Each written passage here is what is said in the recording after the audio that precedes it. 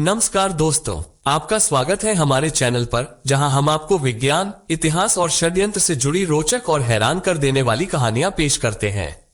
आज का विषय एक ऐसे रहस्य के बारे में है जो सदियों से चर्चा का विषय बना हुआ है। क्या टाइटैनिक जहाज कभी डूबा ही नहीं? हाँ, आपने सही सुना। टाइटैनिक, जिसे दुनिया की सबसे बड़ी समुद्री दुर्घटना माना जाता है, क्या वो असल में एक गहरी साजिश का हिस्सा था? क्या ये वास्तव में डूबा था या फिर इसके पीछे कुछ और ही कहानी छिपी है? आइए इस रहस्य पर से पर्दा उठाने की कोशिश करते हैं।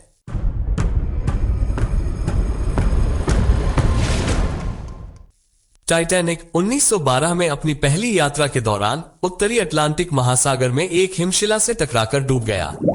इस दुर्घटना में 1500 से अधिक लोगों की जान गई थी। यह इतिहास की सबसे बड़ी समुद्री दुर्घटनाओं में से एक मानी जाती है। टाइटैनिक का निर्माण व्हाइट स्टार लाइन कंपनी ने किया था और इसे उस समय के सबसे सुरक्षित और सबसे बड़ा जहाज माना जाता था। लेकिन क्या हो अगर हम आपको बताएं कि कुछ लोग मानते हैं कि टाइटैनिक कभी डूबा ही नहीं, कि यह पूरी घटना एक बड़े पैमाने पर योजना बनाकर की गई थी। इस सिद्धांत के पीछे के विचार और तथ्यों को जानना बेहद दिलचस्प होगा। यह सिद्धांत कैसे शुरू हुआ, इसके पीछे की कहानी भी उतनी ही पेचीदा है जितनी कि खुद टाइटैनिक की। 1985 में जब टाइटैनिक के अवशेषों को समुद्र की गहराई में पाया गया, तो इससे जुड़े कई सवाल खड़े हुए। इन सवालों और घटनाओं के आधार पर कई षड्यंत्र सिद्धांत उभरकर सामने आए। कई लोग मानते हैं कि टाइटैनिक असल में डूबा ही नहीं, बल्कि एक दूसरा जहाज, जिसे ओलंपिक के नाम से जाना जाता था, उसकी जगह डूबा। दोनों जहाजों का निर्माण एक ही समय में हुआ था और वे लगभग समान दिखते थे। इस सिद्धांत के समर्थक दावा करते हैं कि व्हाइट स्टार लाइन ने बीमा की बड़ी रकम हासिल करने के लिए ये योजना बनाई थी। ओलंपिक और टाइटैनिक दोनों को एक ही शिपयार्ड हारलैंड एंड वुल्फ में बनाया गया था। दोनों जहाजों का डिजाइन लगभग समान था और इन्हें एक ही तरह के लग्जरी फीचर से सजाया गया था। ओलंपिक टाइटैनिक के निर्माण से पहले ही सेवा में था और उस समय इसे भी व्हाइट स्टार लाइन का गौरव माना जाता था। ओलंपिक और टाइटैनिक में कुछ प्रमुख अंतर थे, जैसे कि टाइटैनिक में अधिक लाइफ बोट्स की व्यवस्था थी और इसकी इंटीरियर सजावट ओलंपिक से अधिक भव्य थी। लेकिन अगर किसी को इन दोनों जहाजों को बदलने की योजना बनानी होती, तो यह अंतर आसानी से छिपाया जा सकता था। इस षड्यंत्र सिद्धांत का मुख्य आधार बीमा घोटाले पर टिका है। इसके अनुसार व्हाइट स्टार लाइन कंपनी को ओलंपिक जहाज से भारी नुकसान उठाना पड़ रहा था, क्योंकि यह जहाज अपनी पहली यात्रा के दौरान एक ब्रिटिश युद्धपोत से टकरा गया था।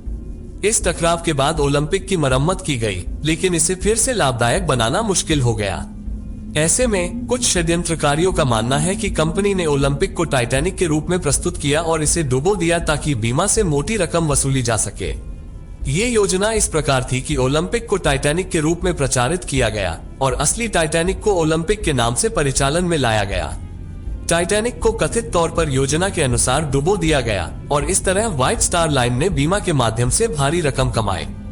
इस सिद्धांत में कैप्टन एडवर्ड स्मिथ की भूमिका भी संदिग्ध मानी जाती है। टाइटैनिक के कप्तान स्मिथ को एक अनुभवी समुद्री यात्री माना जाता था, लेकिन कुछ षड्यंत्रकारियों का मानना है कि वो इस योजना में शामिल थे। ये दावा किया जाता है कि स्मिथ को ये पता था कि जहाज असल में टाइटैनिक नहीं बल्कि ओलंपिक था और उन्होंने इसे डुबाने के लिए जानबूझकर हिमशिला की दिशा में जहाज को मोड़ा। हालांकि इस दावे का कोई ठोस सबूत नहीं है और कई विशेषज्ञ इसे निराधार मानते हैं। फिर भी षड्यंत्र सिद्धांतों में कैप्टन स्मिथ की भूमिका को लेकर सवाल उठाए जाते रहे हैं। इस सिद्धांत को और भी गहराई से समझने के लिए कुछ तथ्यों और घटनाओं पर नजर डालते हैं जो इसे समर्थन देते हैं। 1985 में टाइटैनिक के अवशेषों की खोज के बाद कुछ शोधकर्ताओं ने पाया कि जहाज के कुछ हिस्सों पर ओलंपिक शब्द अंकित थे। हालांकि इसका स्पष्ट कारण ये था कि दोनों जहाजों के हिस्से एक ही शिपयार्ड में बने थे। फिर भी इसे षड्यंत्रकारियों ने अपने दावे के समर्थन में पेश किया। टाइटैनिक में लाइफ बोट्स की संख्या की कमी को लेकर भी सवाल उठे थे। क्या ये जानबूझकर किया गया था ताकि जहाज को डूबने के बाद अधिक जनहानि हो सके और बीमा की रकम अधिक मिल सके? टाइटैनिक के डूबने के बाद बचाव अभियान में हुई देरी पर भी सवाल उठे हैं। कुछ लोग मानते हैं कि इसे जानबूझकर धीमा किया गया ताकि अधिक लोग मारे जाएं और इसके कारण कंपनी को और भी लाभ हो। यह महत्वपूर्ण है कि हम ये भी देखें कि इस सिद्धांत के खिलाफ क्या तर्क दिए गए हैं। अधिकांश विशेषज्ञ इस सिद्धांत को झूठा मानते हैं और इसे महज कल्पना का परिणाम मानते हैं। उनके अनुसार दोनों जहाजों में कई आंतरिक और बाहरी भिन्नताएं थीं, जिन्हें इतने बड़े स्तर पर छिपाना संभव नहीं था।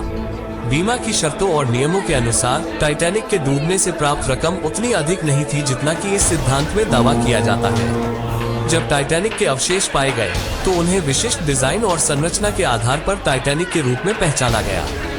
टाइटैनिक की दुर्घटना न केवल एक समुद्री घटना थी, बल्कि यह एक मानवीय त्रासदी भी थी, जिसमें सैकड़ों लोगों की जान गई। इस तरह के षड्यंत्र सिद्धांतों को फैलाने से न केवल इतिहास का अपमान होता है, बल्कि उन पीड़ितों और उनके परिवारों की भावनाओं को भी ठेस पहुंचती है जिन्होंने इस घटना में अपने प्रियजनों को खो दिया। तो दोस्तों, इस सवाल का जवाब ये है कि अधिकांश विशेषज्ञ और ऐतिहासिक प्रमाण बताते हैं कि टाइटैनिक जहाज वास्तव में 1912 में डूब गया था और यह एक मानवीय त्रासदी थी, न कि कोई बीमा घोटाला।